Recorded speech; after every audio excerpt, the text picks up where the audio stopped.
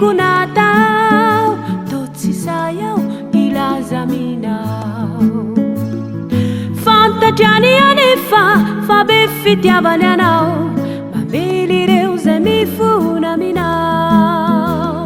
misaotra anao afafanta trofaty aianao oavelao reotanatao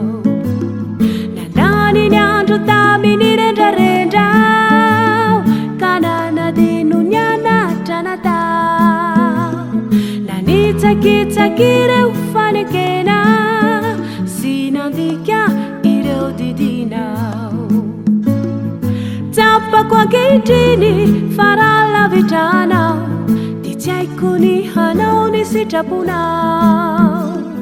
reo ady sokio rehetra jesosy ora sitrakao oavelao reotanatao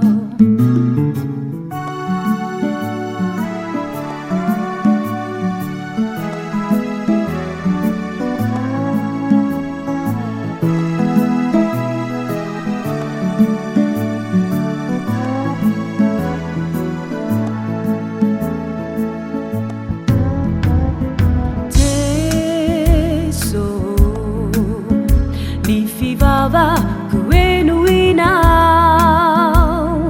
fa mitalao fa maniriao anarakanao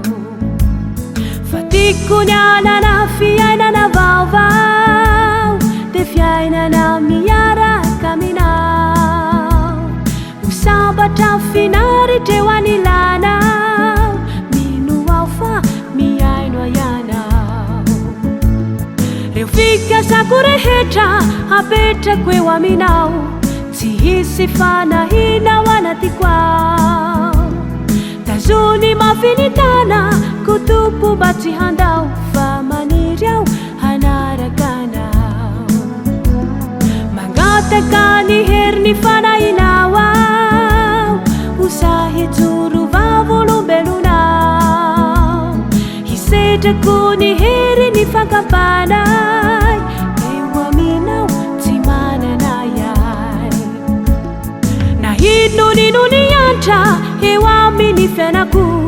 tsy asiko tahotrany aleako oraiso ao jesotia fihino eo antratranao fa maniry ao hanarakanao maniry ao